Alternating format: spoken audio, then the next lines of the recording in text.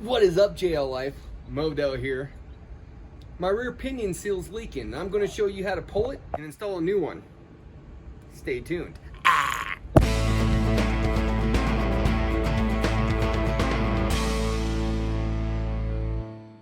So after my last wheeling trip, I noticed that I was leaking oil out of my rear diff. Wasn't too sure where because I have that diff skid. So I pulled the diff skid and as I thought, it is the rear pinion seal.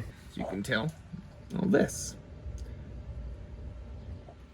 It's not too difficult to do. What's involved is removing your drive shaft, the pinion nut. After you take off the pinion nut, you can pull out the seal, you reinstall the pinion nut in the drive shaft. You just got to be very careful reinstalling the pinion nut, because if you don't do it tight enough, you're going to blow your diff. If you do it too tight, you're going to blow your diff. So let's get into it. So here's the part we're going to be replacing. This is for the Dana 44 for the Jeep JL. I will leave a link in the description for this piece. Granted, because of all the COVID crap, getting pieces like this ain't very easy. Here it is. As always, make sure you chalk your vehicle before you start disconnecting things. Last thing you want to happen is you be underneath the Jeep, you remove a drive shaft, and the Jeep starts to roll. And crush your best friend. So after having the wheels chalked, get in, start the Jeep, put it in neutral, and throw your transfer case in neutral. Good way to check to make sure you are in neutral is to check your transfer case shift indicator. So from here, you can put the transmission back in park, turn it off. So I'm actually due for an oil change, so this is a perfect time to just go ahead and drain it all. So we're going to crack the drain plug on the bottom. Just a 3/8 driver straight into the drain plug. Pull it out. Make sure you have an oil pan underneath so you don't make a mess. So before removing the drive shaft, you're going to want to get a bungee cord, wrap it around the drive shaft. That's just because you don't want the drive shaft hanging down. It's bad for the other joint. Or you can get a jack stand and put it underneath to brace it up. I just got a bungee cord. I'm using the cross beam. I'm just going to hook it up and undo the joint on this end.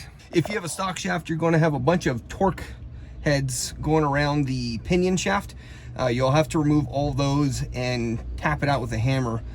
Being that I have a U-joint on my drive shaft, as I remove this, I got to be very careful I don't lose my caps. Otherwise, I'm going to need new joints. So at this point, go ahead and get yourself a box wrench and start removing all of the bolts that are holding your drive shaft to the yoke. Again, if you have a U-joint and you're getting ready to remove it, I might need the mallet. A mallet works, or you can use a box wrench as a lever to peel it apart. Alright, once you got it loose, reach for your tape that you inconveniently placed, and you're just going to tape the caps on.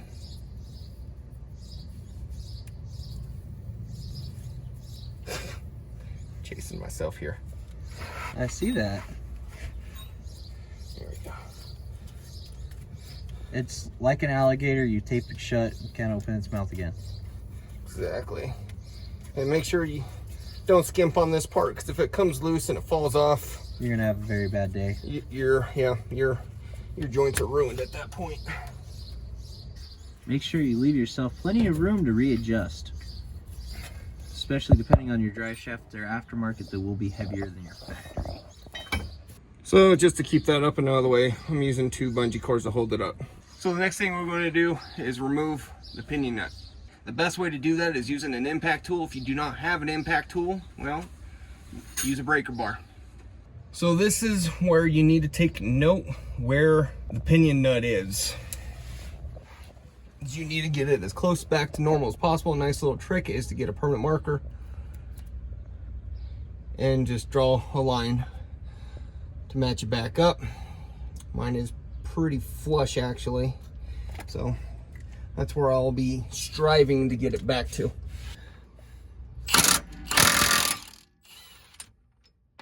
Set that aside, don't lose it. Next thing you need to do, the shaft, Comes right out.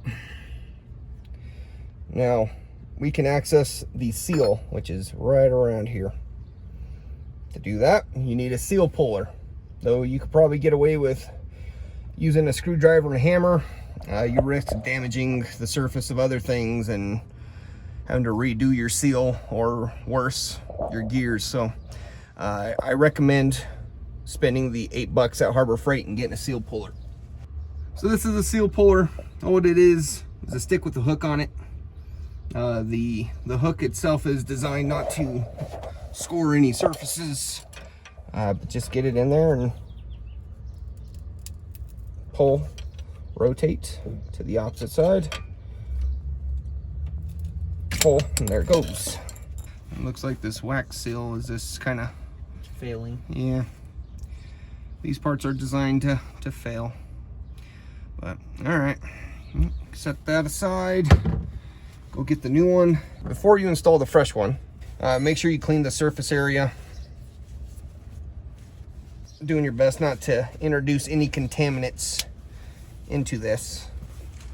So the dry seal material is a bit of a pain in the ass to get, but the better of a prep job you do, the better the job's going to be. Better results than what he's got going on. Better Results. contact it will have.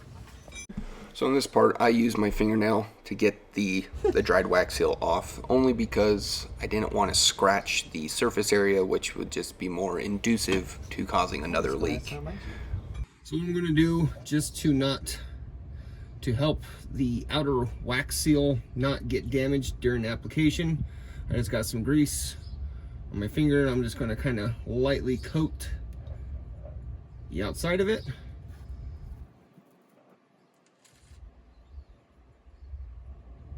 And that's just, again, to help facilitate smooth entry. You know, like foreplay. Do your best to put it in even, or use a piece of wood and a hammer and just...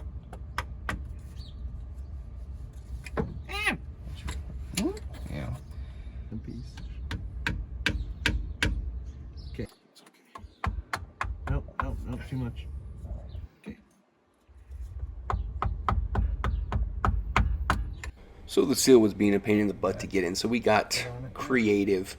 If you do this, whatever you do, do not strike the yoke directly. But using this technique, we were able to hit multiple sides at once, which helped get the seal in evenly, which again helped get it in completely. Just work your way around. It's always the fun part. Just take your time with it so you don't pop one side out more than the other. And then you're just restarting all your work. So the idea is to make sure it gets pressed all the way in, all the way around. I feel... Yeah, I'm about to say, I feel the... Need some right there.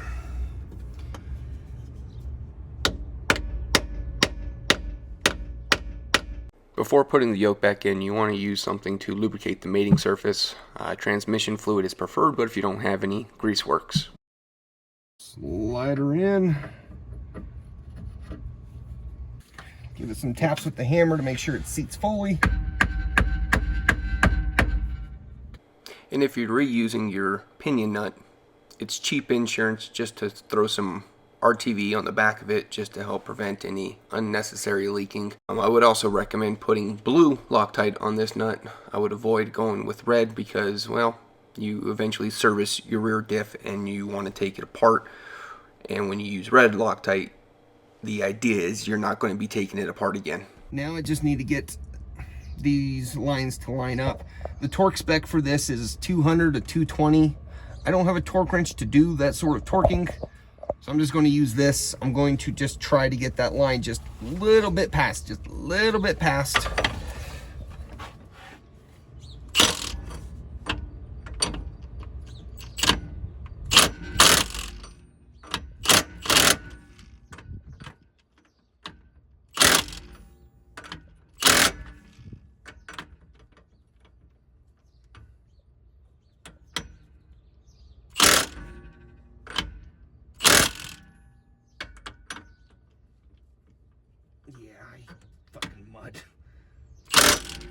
Okay, that should be good.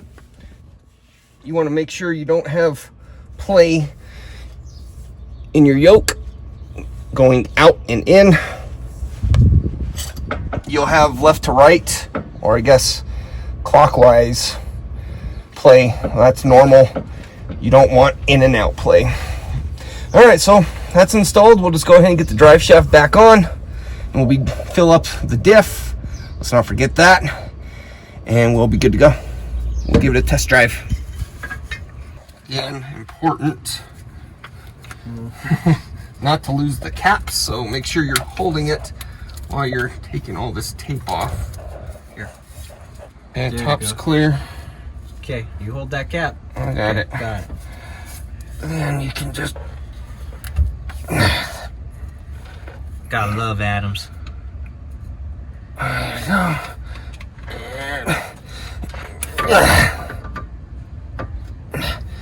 Okay. And remember, building Jeeps with friends is always fun. Jeep's the only company that comes standard with friends. And so, as you're installing, even if you have the stock shaft, and you have all those torque bolts that are going around the pinion bolt, do them evenly. Don't just tighten one down at a time.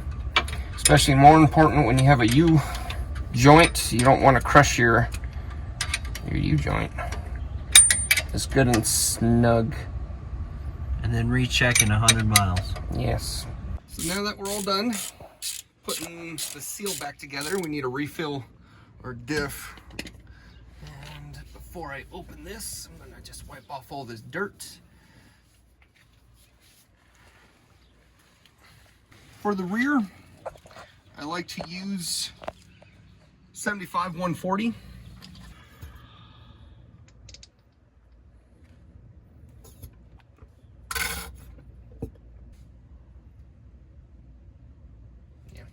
So you just want to basically get it to where you can dip your finger in like that. Alright, so before I put the fill plug in, I'm actually going to cover it with some thread seal. Now this isn't your typical thread seal. This is stuff that is specifically designed to withstand oils. If you use the white stuff like you do with water fixtures, it will eventually erode and you'll start having leakings. But You'll start having leakings? you'll start having leakings. You heard me. Today's episode. Alright, that should be good.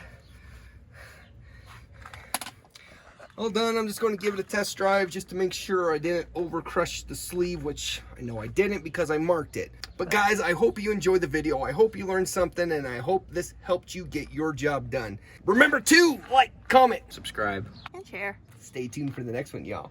Keep it easy.